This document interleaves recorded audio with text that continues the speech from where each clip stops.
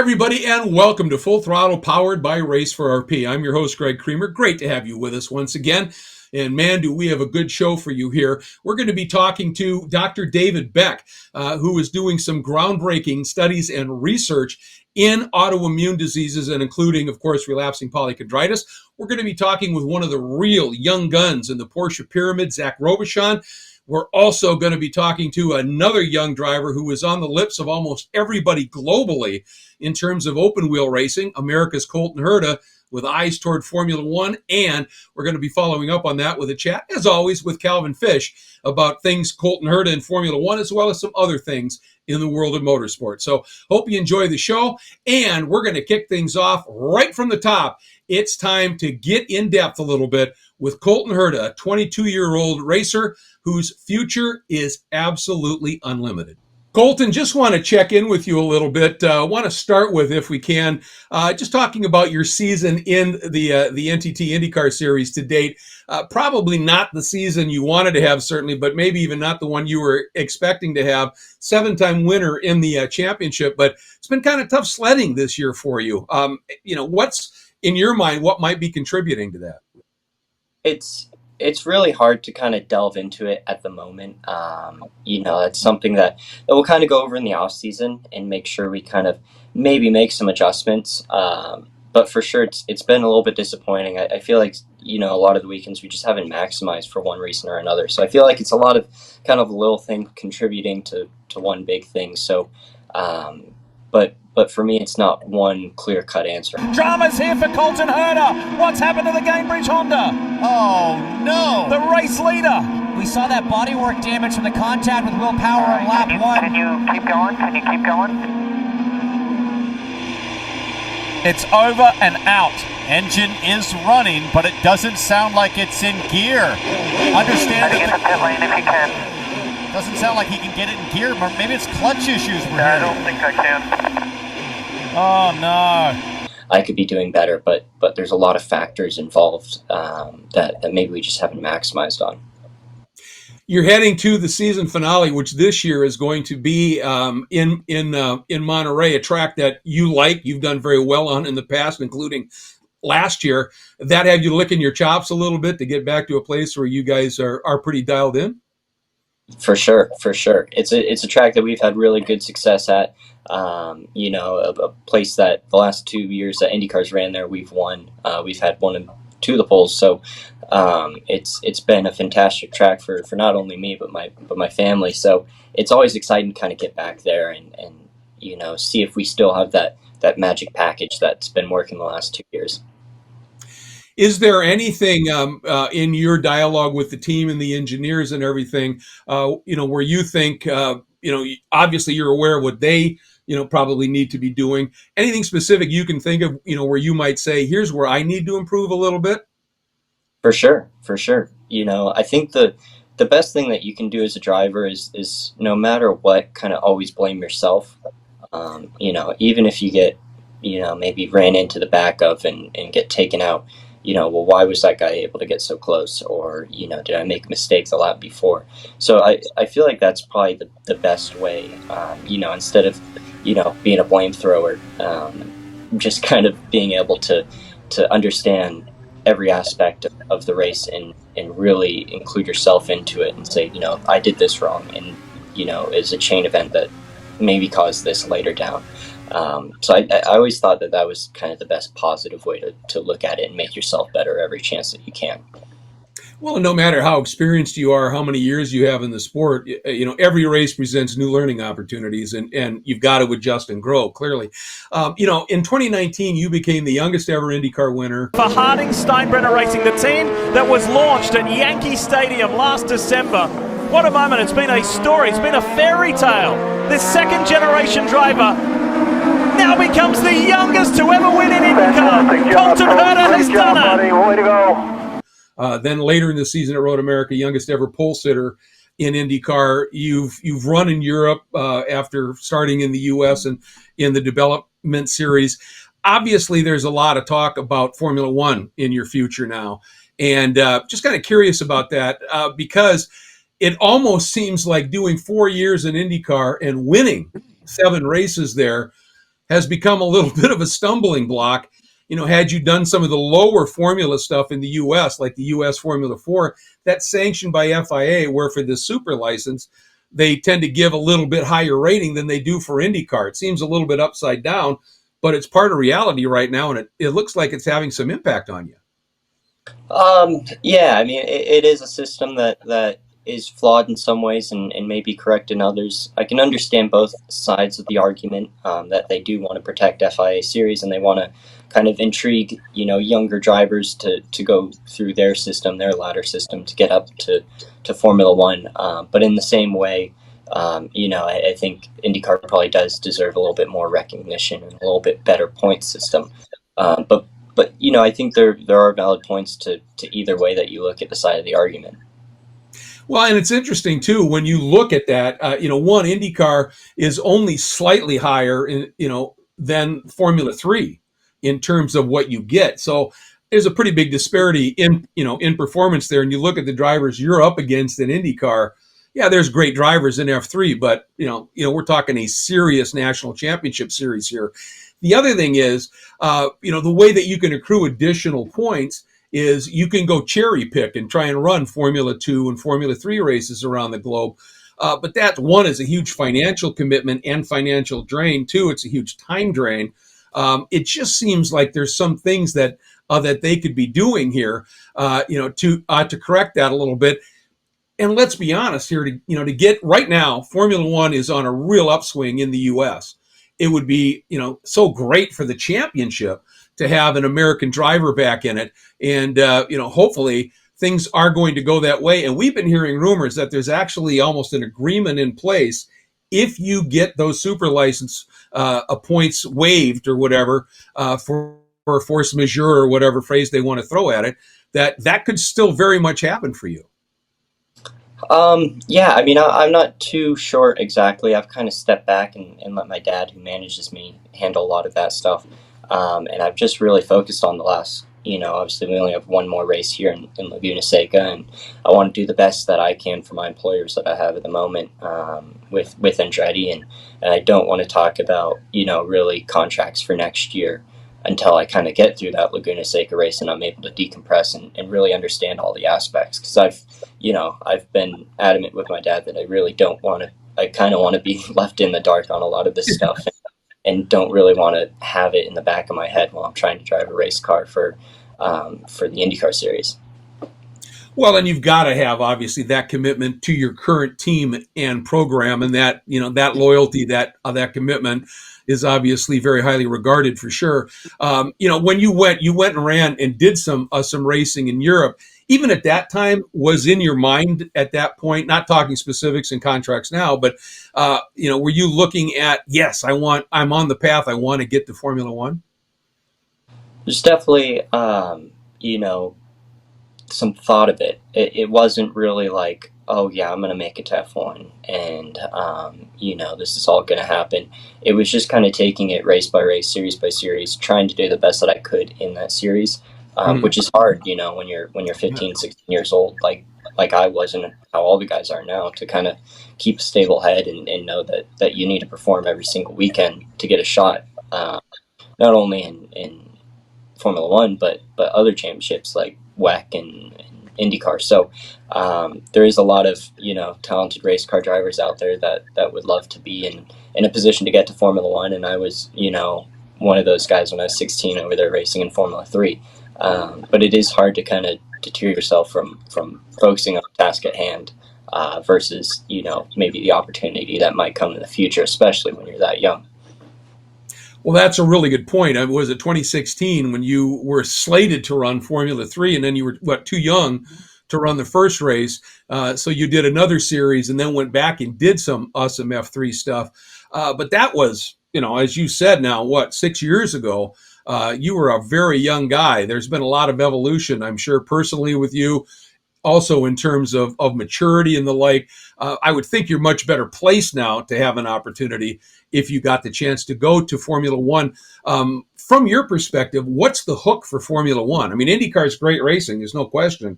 But, Formula One, that world championship, is that it? Or is there something else?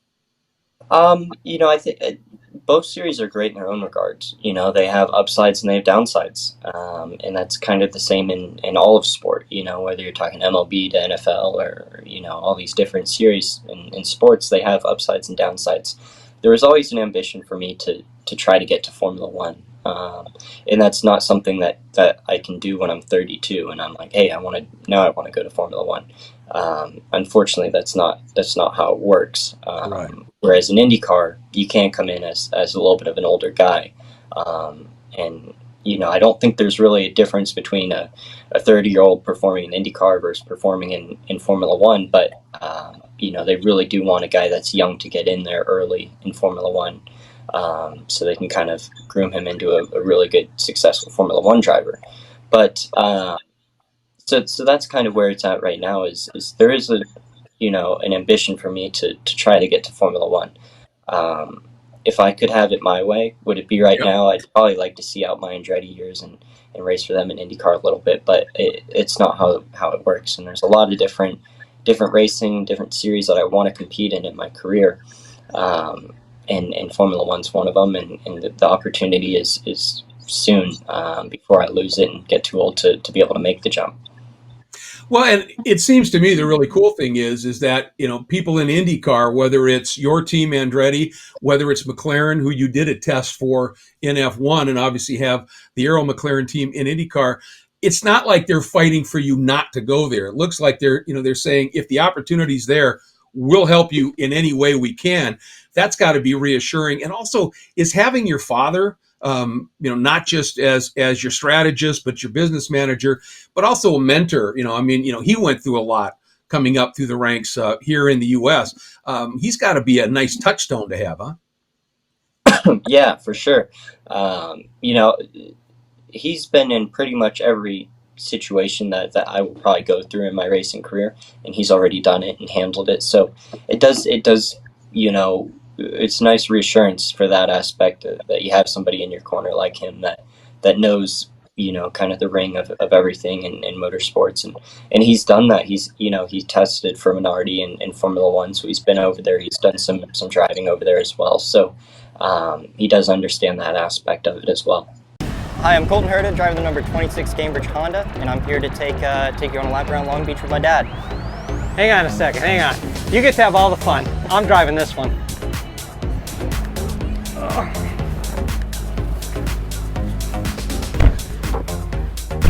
I know I'm getting older. I caught myself making old man noises getting in the car.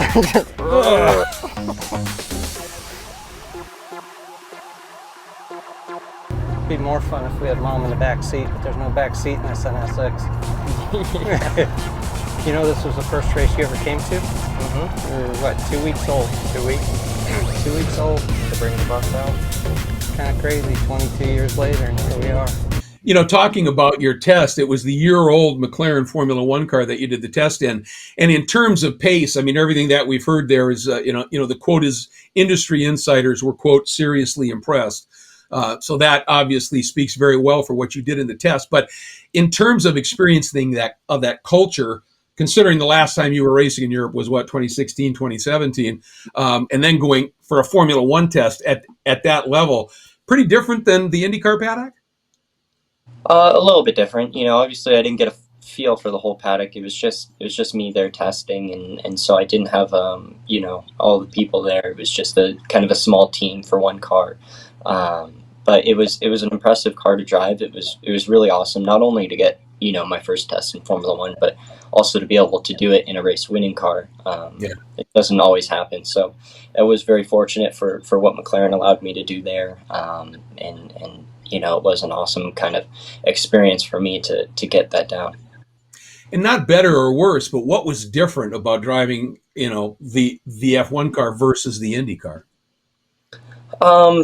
It's definitely a different car handling wise. It's about 12 feet long, so it's a much longer wheelbase than an Indy car. It's a lot bigger of a car actually, and weight similar. Power is more in the F1 car, and the torque is quite a bit higher, so it takes a little bit of a different driving style, and some of the feel of the car is a little bit different without that power steering that you don't get in IndyCar that you have in Formula One. So, but overall, it was an enjoyable experience, and both cars are pretty magic to drive.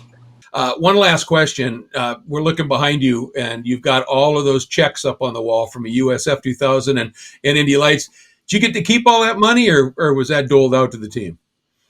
I can't remember. I honestly can't remember.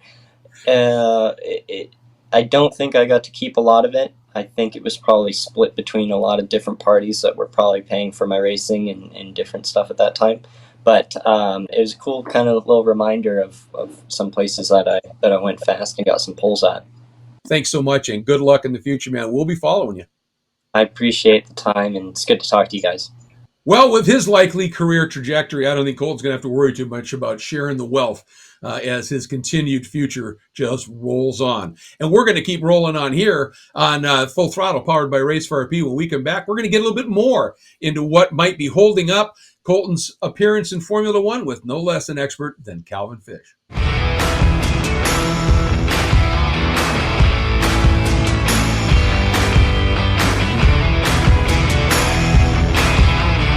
It's hard to put into words what relapsing polychondritis is.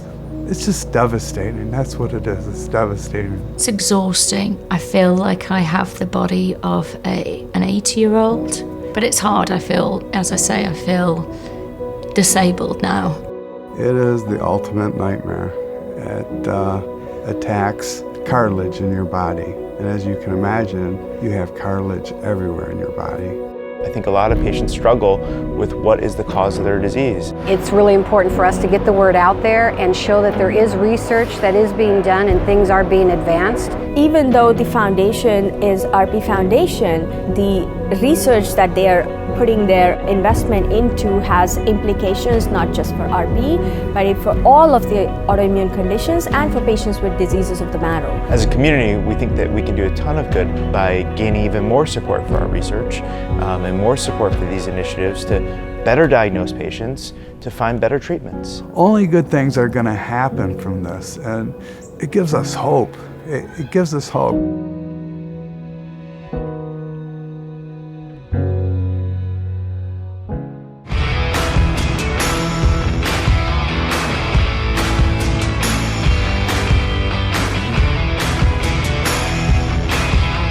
Welcome back to more here on Full Throttle, powered by Race for RP. As promised, we're going to chat now with Calvin Fish. And one of the things we want to talk a little bit about is that super license points issue that might be the one impingement to Colton Herta getting into Formula One next season. He's certainly going to go, but when? Well, we're going to talk to Cal Fish about that and a few other things that are making the news in the world of motorsports. Always love chatting with my bud, Cal Fish. Cal, there's some big news that's coming out of Formula One. Obviously, we just had the Zandvoort race, but the big news really is revolving around Colton Herta. Helmut Marko, no less, has said that there is a deal agreed. It's in place for Herta to move to Formula One next year as a driver for AlphaTauri, presuming he can get the necessary super license. First, let's talk about, that's a huge development, obviously, for Colton, if this all falls into place. It's so exciting, Greg. I mean, Colton's one of those young American drivers who deserves a shot. And for that team to come out and say, yes, he will be our driver next year if he gets granted the super license. So a number of things to think about. We're trying to make a big impression here in America with Formula One. We've got 3 Grand Prix coming up in 2023 with the addition of the Las Vegas Grand Prix. To get an American driver on the grid would be fantastic. And the belief from AlphaTauri, they kind of are always trying to promote young talent with the option of maybe moving over to that Red Bull team. Well, that's just making a big statement that they believe, looking at the landscape, who is the hottest property out there? They're saying Colton Herta is that guy. So the big if in this, of course, is the super license points. And that's been a hot topic for a number of years, Greg, and I hope it's not the stumbling block that prevents Colton from being on the grid here next season. And when you look at those super license, the point structure, because IndyCar is obviously not sanctioned by FIA, it seems to not deserve the ranking it deserves. I mean, it's only marginally more points running in IndyCar than it is in Formula 3 and significantly less than F2. And it's arguably a pretty intense series. Roman Grosjean recently tweeted he definitely deserves a super license. Dude, you just won the Long Beach Grand Prix. I love you, buddy. Great job. Dude! Oh, my God! You passed everybody. Best drive I've ever seen you have. Holy dude, that was so impressive. Thank you guys so much for this year. It's been so much fun. But then there are those sticklers. The rules are the rules. Both Haas and trying to think of the Alfa Romeo are saying, nope, we got to stick to the rules, even though they both agree that maybe the point structure for IndyCar should be revised upward just a little bit. This is a golden opportunity for F1 in terms of the U.S. market. But there are those saying rules are rules. What do we do? Well, I see both sides to it. I think what frustrates me, Greg, we've been talking about this for a number of years, how IndyCar is the point structure there compared to the feeder series with the FIA and Formula 3 and Formula 2. And as you said, Formula 2, not in terms of the championship win, but when you get to the lower positions, it rewards more points compared to IndyCar. Is that right or wrong? I think it's wrong. I mean, you can have a young talent who's got very little experience and he has a great year with a great team in Formula 2. He doesn't have the background and the experience of one of our seasoned veterans in IndyCar, or even an emerging young talent like Colton Herta. So it amazes me that we've let it kind of fester like this and get to this point as though now it's a big issue. I see the other side. Rules are rules, and there's also a provision with force majeure, with the COVID situation. That's a hard one. How has COVID really affected IndyCar in the last 2 or 3 seasons to the point that it's really given Colton Herta less super license points? That's a stretch. So there's two sides of this one. Hopefully, sense will prevail and Colton Herta can be on the grid with a great team, because we want to see an American driver go over there and perform. And he's going to be with a team that certainly has that ability. And if he proves himself, he could be in a Red Bull car within 2 or 3 seasons. Well, and the other side of the coin is if he does not get the super license, that might prevent them from releasing Gasly to be able to go. I mean, there's a lot of dominoes that could fall in a very negative way here, and it's interesting. And I thought that Frederick Vasseur's comments, the Alfa Romeo team principal, that there's lots of other championships even during COVID. Well, that to me is the solution, is just bags and bags of money to be able to go and cherry pick Formula 2 races. That doesn't seem like a very long-term and effective way to be able to get young talent into Formula One. Herta most certainly is that. Let's talk strategy, but let's talk strategy in IMSA, and particularly in the GTD Pro category. The strategy that FAF Racing with Campbell and Jaminet used at VIR to win, they cut that about as close as you could do it, running out of fuel on the cool-down lap, but it paid off with a 5th win and essentially a clinch of the championship. Why have they been so strong and dominant this year? Great organization. They've been doing it for a long time, Greg. They won in SRO with Scott Hargrove a few years ago, won the Sprint Cup Championship, won the GTD Championship last year. They're well versed. They've got great management. The Porsche is a strong car. All of the circuit seems to fit well. They've got a notebook to work from, which Corvette currently does not have with GTD spec with that CAR. And they've got 2 brilliant drivers. So they're ticking all of the boxes. And I think when you look at VIR, they really had nothing to lose by just by qualifying at both races and starting with VIR and the race that is yet to come at Petit Le Mans. The championship was theirs anyway. So they could roll the dice a little bit, Greg. So being closer and marginal on fuel, even if they didn't get it right and they had to pit for a splash of fuel or even run out, it wasn't really going to dramatically hurt them. So they're in that catbird seat. This could be a dash to the line. Any cough or splutter from the 27 could see them give up another position. But at the front of the field, it's Porsche power, 2 rear Michelin tyres, and some brilliant strategy from FAF Motorsports. See them take the Michelin GT Challenge in this festival of GT racing at VIR. They're now enjoying life. They know they see the green flag at Petit. The championship is theirs, and it's a wonderful place to be. But it comes on the back of a season, and it's built to this point. And a very strong one at that, obviously. Just an incredible run by them. And the fact that both Jaminet and Campbell are moving to the LMDH program or GTP gives you an idea of just how good the driver pairing is in that car. Still sticking with IMSA here, we just got word that the Sprint Cup has been reinstated after it had been earlier announced that it was going to go away starting in 2023.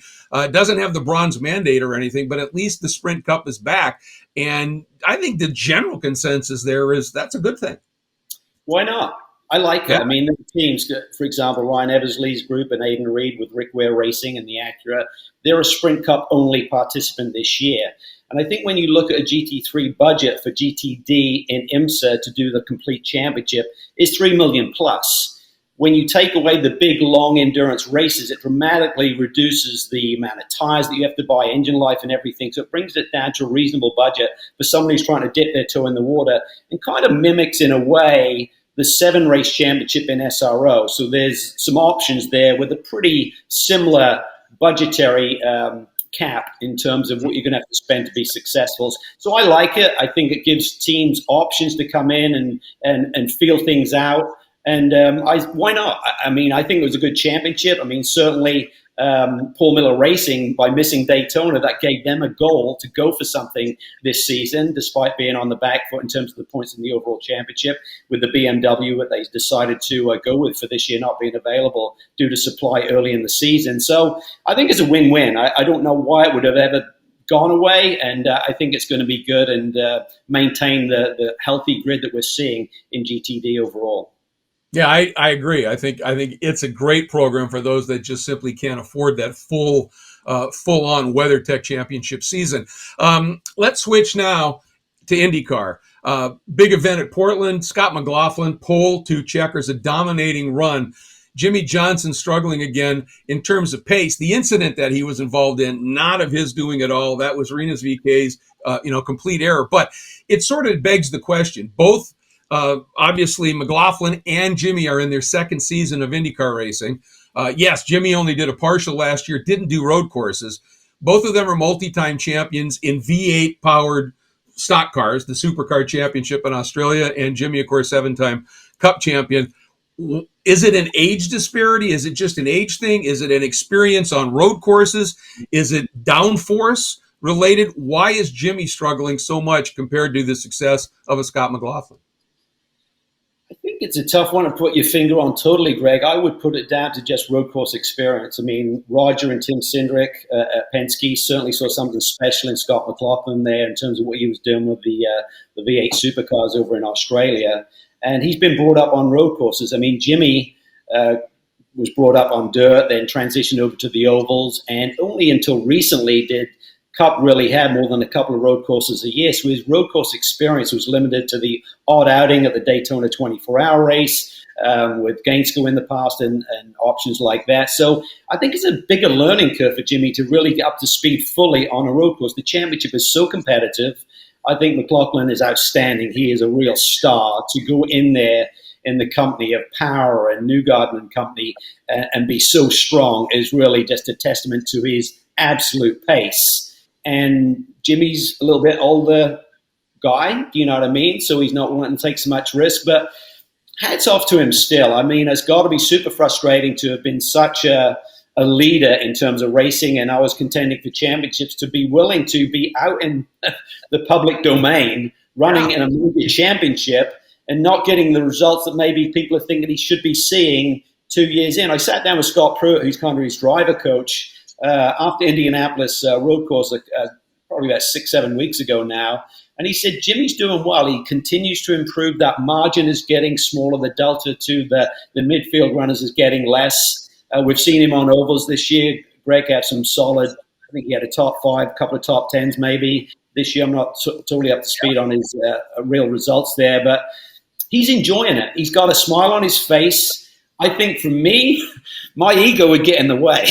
I'm not sure I can handle it. Used to running up front and winning races and then go out and having it handed to you on certain weekends. But he seems to be willing to give it his all. I think if he gets into it next year and there's not that next step up, then I think it's time to question why he's doing this. But it wouldn't surprise me for him to give it another go in 2023.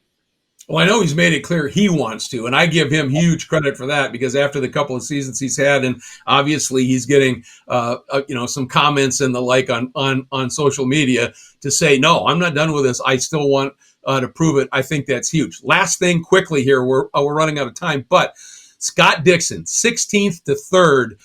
One, that is the drive of championship caliber, and 2, puts him in a tie for second in the points with 1 race to go. I mean, that saved his shot at earning a 7th title, didn't it? It really did. I mean, the ultimate Scott Dixon day. You know what I mean? Came out of nowhere, qualified poorly, and just it was a green flag race pretty much. So to drive through the field, a new strategy, and just pace to get back up there and get a podium. Anything is possible. We've seen it. You know, we've won on tiebreakers before. It's, you know, we're in it, and we will never give up as a team until it's over. So you know, it's going to be an interesting one. We've got you know, pretty tight, I think, between 3 or 4 cars, and you know, ultimately, if we can be in it, we're going to try everything that we can do. And I think he believed he was trying to keep the pressure on those two Penske guys up front. I think he felt that Penske may make the call and reverse Power and McLaughlin, because that's a big point swing. Do you know what I mean? And he elected to keep Newgard a little bit tighter, so as Dixon and Newgard and 20 points back of Power going into one race to go at WeatherTech Raceway this weekend.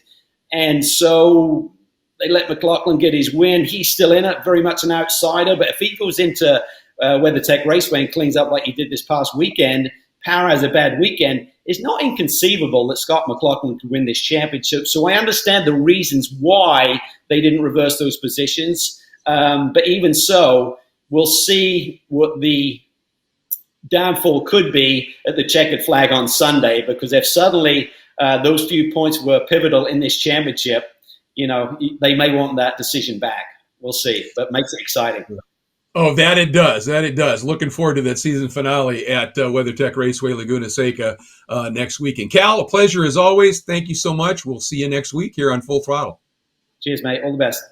As always, some great insights from Calvin Fish, and we certainly hope things fall the right way for Colton Herta to be over in Formula One here in the very near future, if not next year. When we come back here to Full Throttle, powered by Race for RP, we're going to visit with a groundbreaking clinical researcher who is doing some amazing things in the study of causes and cures of autoimmune diseases like relapsing polychondritis. Stay with us.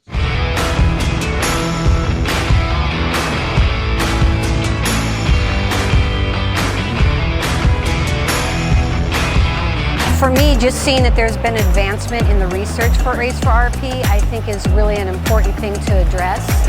We're really excited to see the collaboration that's happening between MD Anderson and also NYU. I think that is really going to help enforce the strength of the platform for the research. And Rashmi and David have really been strong in bringing that to the forefront. And for motorsports, it's really important for us to get the word out there and show that there is research that is being done and things are being advanced. We just need that support really globally to show that everyone's on board with this. And I think motorsports has been a great platform for that.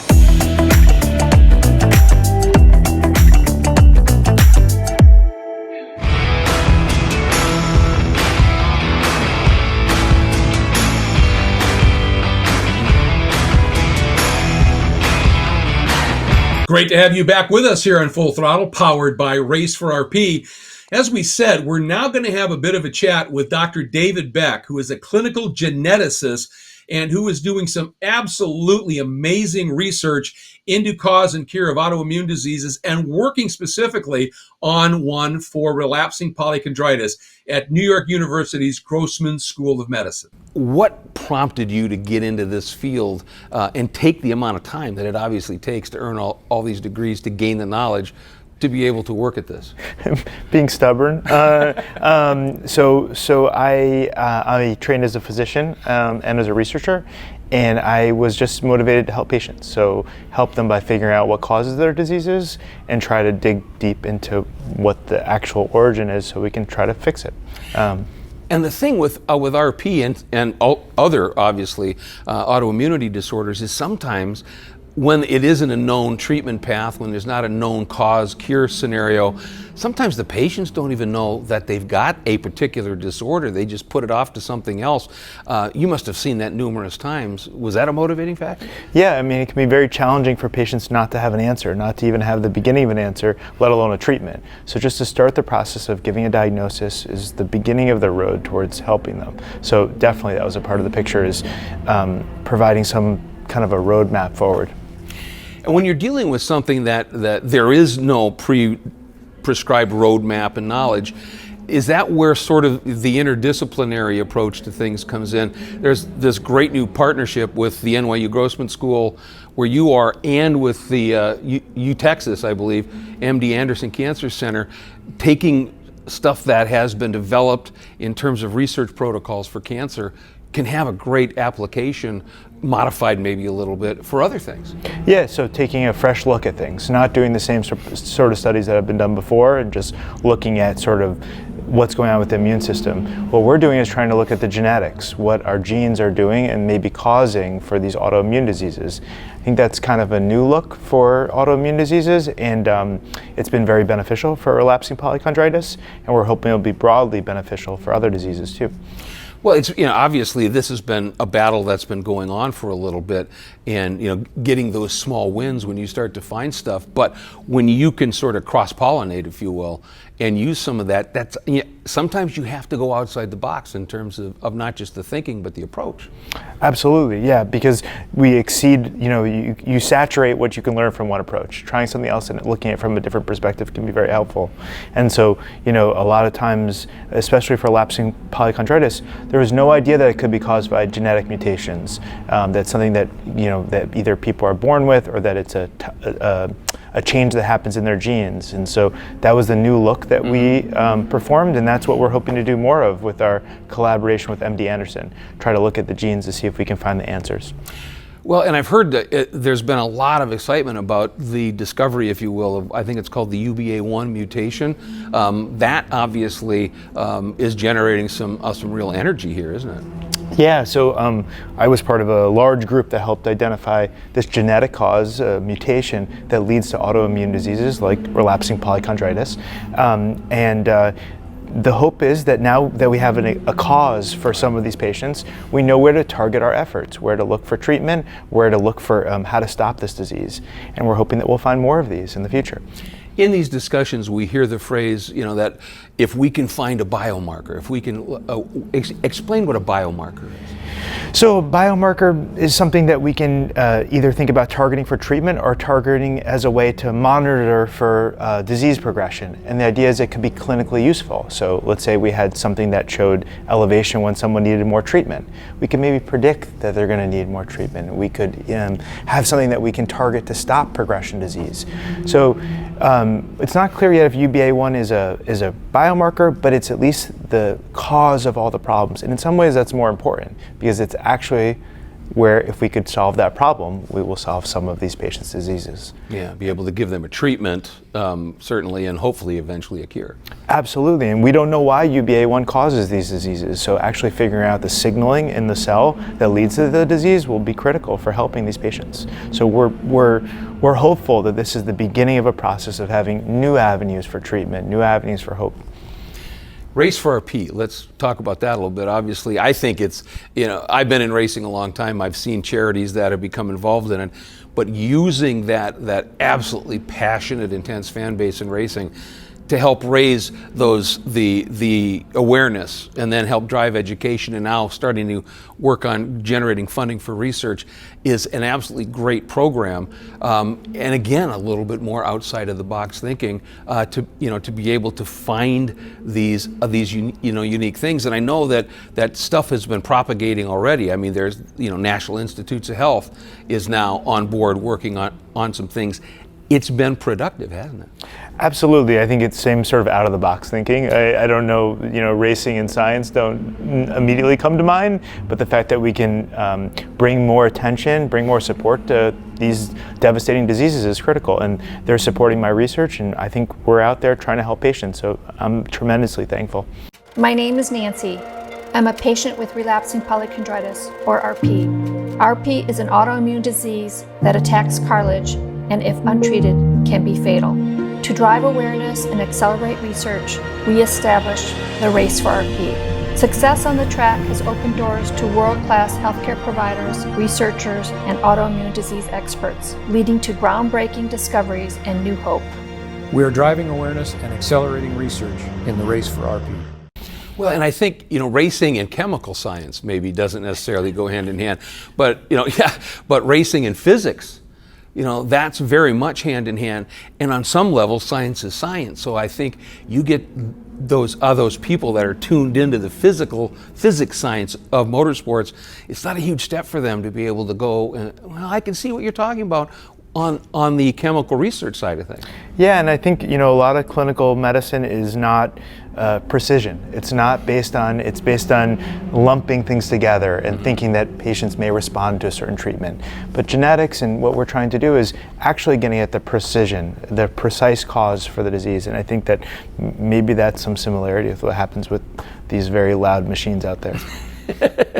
You've been in and amongst them, have you? This is your first visit, from what I understand. And you spent the morning in the paddock and, wandering around getting some experiences. You're going to be in for a real treat when you actually get a ride around here that I understand or terrifying, is set up. Well, let me tell you, Didier Taze, who I understand you might be getting the ride with, one of the greatest drivers in his prime. I don't know what he's like now, but he was brilliant in his prime. So you'll be able to have a lot of fun. And I'm kidding, of course. He's the head coach for the entire Ferrari Challenge program.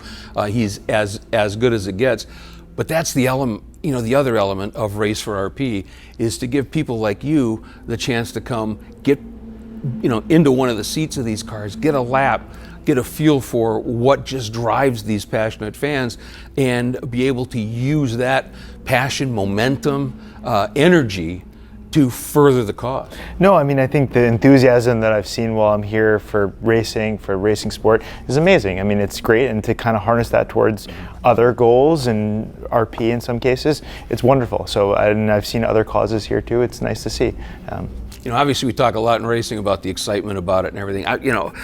From your perspective as a researcher, what's an exciting moment for you in the research world, and what's a recent one where you've kind of had one of those aha moments that really has lit you up?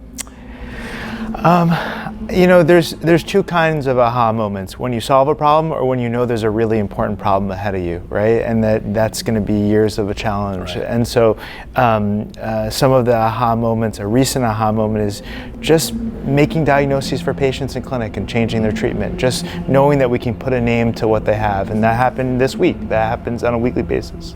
So, but I think that part of the reason why I like research and science and clinical is that you can actually what the challenge is. It's right in front of you. Right. Trying to help these people, right? And so sort of trying to rise to the challenge, right? And hopefully doing it more and more throughout my career. Very much appreciate Dr. Beck taking some time to visit with us, and what he is doing in concert with some other research institutions is showing such great promise in the fight for relapsing polychondritis and other autoimmune diseases that right now find themselves not only without a cure, not even a treatment. So we very much appreciate his time. And when we come back to Full Throttle Powered by Race for RP, we're going to be hearing from one of the young guns on the Porsche Pyramid who's got some interesting insights, having raced in both Europe and here in the U.S.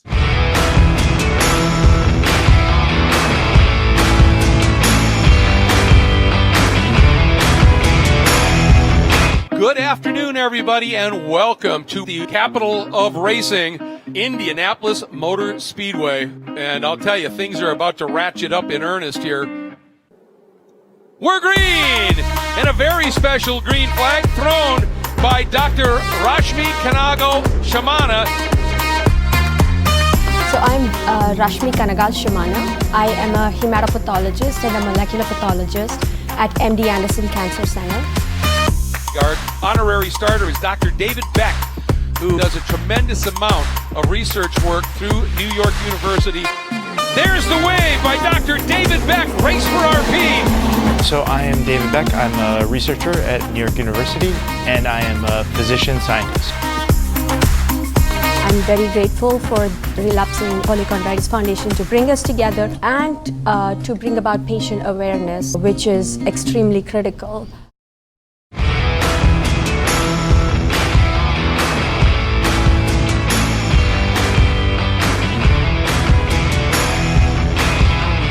Welcome back to Full Throttle, powered by Race for RP. As we said, we're going to wrap up this week's show in talking with Zach Robichon, who is not only a very talented driver in the Porsche Pyramid system, he's also been doing some racing in Europe. He is also a businessman. He is a very busy guy and literally just got back from a trip to Europe. He gives us some pretty interesting insights on a lot of things, not the least of which is the differences in the mentality of racing in Europe in racing here in the U.S. You've been doing some pretty serious traveling, I realize, and finally just able to grab a moment to settle in. Yeah, absolutely. I'm just coming back from a trip to Barcelona. I was there for the fourth round of the European Le Mans Series, so just got home about an hour ago. So it's been a bit of a long day. Let's talk a little bit about that. Obviously, along with your racing in Canada and the U.S. going off now and running in the ELMS, that's giving you obviously a real global perspective for things racing, and you certainly seem to be enjoying it. Yeah, it's been a lot of fun. I've spent a lot of years racing with Europeans, either as teammates or against them, and they always sort of spoke about how, it's so different racing in the US versus Europe, and I always kind of brushed off as being like, yeah, whatever. But being able to experience it firsthand was really something that made me realize that it is a very different ball game. It's funny how I would say the level of competition is no higher. It shows how strong IMSA is, but it also goes to show how there really are different ways to kind of achieve the same results. And I would say just the mentality within the teams and the drivers and just the general working of the race series can be so different at something that technically is the same thing, but at the same point, it's totally different. Can you give us some specifics as to how it's different? I would say the big thing is like the general mentality of it. I'm not going to say that Europeans don't have fun, because everybody loves being there, but there's a certain sense of maybe a bit more pressure to make sure that we succeed, and it's no matter what we do, it's only about the performance. And I feel as though racing in the States and in North America, basically my whole life, I would say there's a little bit more sense of camaraderie between the teams, and everybody sort of feels as though they're going after the same goal, and everybody's there to race and enjoy themselves. Whereas in Europe, the teams are a bit bigger. I feel as though, so each team has a bit more of a setup, but you're more self-contained. So the hospitality is with your team only. So, I've been racing with Proton competition, and, you eat with Proton. There's no mixing with the guys next door. Whereas in the States, everybody eats from the same catering tent most of the time. So there's a little bit more interaction between the teams, and it just kind of overall creates a different feeling for the race weekend. In following your career, to me, you might well be, and I mean this in the most complimentary of ways, the poster boy for the Porsche pyramid system. Because, when you started in it, and you started off in 2016 in the Porsche Canada GT3 Cup Series, you were third in the points. The next year you came back, you were second. And then the following year, when you won the championship in 18, you could see that those previous 2 years had done so much for not just your speed, but your racecraft and your ability. And you win the championship in the Platinum division in 18. Obviously, 1920 in particular with COVID kind of messed things up. But you guys came back with FAF in a huge attack in 21 and win the championship. I mean, that ladder progression, speaks so highly, I think, of the Porsche pyramid, doesn't it? Yeah, I think you can't say enough about what Porsche does for motorsports, and it goes even before Cup, I'd say. They've been pushing with the GT4 series the last few years, and the trophy series that we see right now in the United States, and in Europe, they also have that Porsche racing experience, and all that lends itself to creating better drivers and people who can perform at many levels, but also helps create new customers, which at the end of the day in racing is so important, to have these gentleman drivers and have these amateurs who are also involved in racing. And they've done a really great job at kind of nurturing people who have an interest in the sport and creating, people who are consistent racers like Ryan Hardwick and Rob Ferriel and these guys. And, from my side, if it wasn't for Porsche, I wouldn't be here. I was super lucky when I was racing Formula Fords. You know, it was honestly just for fun. That there was the Porsche Cup Series here in Canada, and there was a huge amount of dealer support. There was a program within Porsche Canada where they allowed the dealerships to basically sponsor drivers and sponsor race teams and use that as part of their marketing dollars. And that's what allowed me to get into GT3 Cup racing. And obviously, like you said, I had a lot of success there, and it was tons of fun. And I learned a huge amount, especially going into sports cars, because I came from, you know, a little bit of karting, a little bit of open wheel, but never at a super high level. And then jumping into probably the highest level I'd ever raced at in a cup car, and subsequently also being the first time ever racing in a GT car.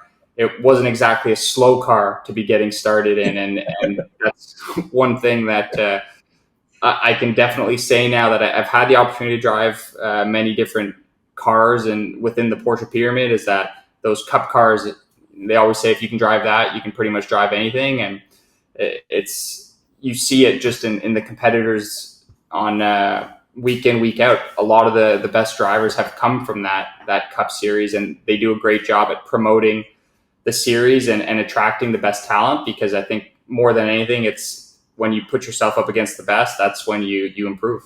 I got to ask you about this because you win the championship, co-championship, obviously, in 21 with FAF. And then before this season started, it looked for a while like you might not have a ride in IMSA at all. Were you caught out by a combination, if you will, of the creation of the new GTD Pro category and the ratings game? Yes and no. You know, when the announcement came out, I think it was Sebring, maybe it was even Daytona at the beginning of last year. I immediately kind of had a feeling of what was going to happen, and you know, give credit where it's due. I'm still super close with FAF. You know, they still support me in my racing in Europe. They're still on my helmet. I still carry that team with me, and they told me basically as soon as, or not as soon as they knew, but basically as they were making their decisions for the future, I was part of each conversation. So I was never left out of any conversation. I knew as much as anybody else. And as a driver, that's all you can ask for. At the end of the day, you know, it's not always entirely in your hands, and it's also sometimes not entirely in the team's hands of what decisions are going to get made. So obviously, I was disappointed not to continue with them, but at the same point, I totally understand why the decision was made with the situation they were in. And, you know, luckily I have the hindsight to also kind of look at it from a business decision as someone who runs their own business. The reality is I would have done the same thing. They were given the opportunity to have 2 factory drivers and 3 factory drivers for the year. Who wouldn't take that opportunity, right? So to me, it was sad. I think the hardest part was kind of losing that team that I'd grown up with, so to speak. And right. But at the same point, you know, to your point, I didn't know until December last year what I was going to be doing. Basically the same situation I find myself in now. You know, it's the end of August. It's always that time. But if I learned anything last year, is that if you just kind of stick to what you're doing, hopefully things will work out. And it is a little bit of a game, as you mentioned, with the ratings and the classes. It's a constant shuffle that nobody. Sure. I think anybody who says they understand it, I think they're lying, because it is a game and a difficult thing. So, you know, it's put everything into perspective, and it just makes you realize, you know, somebody who's in my position, how lucky I am just to be able to race at all. And, you know, we'll see what happens. Well, and you landed sort of on your feet with the ELMS gig, and then becoming the endurance driver for Wright, where you guys managed to win Daytona. And I think you put the car on pole for Sebring. So continuing to let people know that, you know, you're the real deal and you're out there. Let's talk about that job, that full-time job you were talking about, because you've taken your connection with Porsche in Canada in particular to an almost new level, haven't you? Yeah, absolutely. You know, when I was racing Cup at the time, I was finishing graduate school. I was doing my master's in economics, and I kind of was thinking to myself, what am I going to do with my life? I don't know if I'm going to be able to race. I don't know what's going to happen. So I found myself in a situation where I had gotten a relationship with Porsche, obviously through the racing and Porsche Canada's involvement in the Cup Series at the time. I was able to kind of start working at the experience events, and rather quickly I found myself in a situation basically with a business partner where we were able to basically become a full-time vendor for Porsche Canada. So, what we do is we run all the experiential events for Porsche. So the Porsche Ice Experience, Track Experience, all these types of events. We also do training programs for them. So we do over 150 event days a year for Porsche, whether it be one person helping out on a filming day to full-blown A to Z organization of a program where we have 25 people working on site at an event with 64 customer cars. So it's a little bit of everything. And for sure, the racing has helped put me in that situation. And it's definitely my full-time job. And it also creates a little bit more excitement for the races because I get to go racing and it's kind of a weekend off / obviously the excitement of going racing. Well, that is one young man who is very switched on in virtually every possible way. Really impressive and great to have a chat with Zach Robichon. A great future for him, to be sure. I want to say a big thank you to all of our guests here on this week's Full Throttle powered by Race for RP. And as we do, and we wrap up every one of these shows, please, please, please do go take a look at raceforrp.org and also polychondritis.org, the two websites that are really focused on finding the treatments and eventually a cure for relapsing polychondritis that also have big domino effects on other absolutely painful and horrible autoimmune diseases. That's why we're here, along with bringing out some insights into the world of motorsports to try and find some causes and cures for RP and other autoimmune diseases. So check them out. We will see you next time right here on Full Throttle, powered by, of course, Race for RP. Thanks, everybody.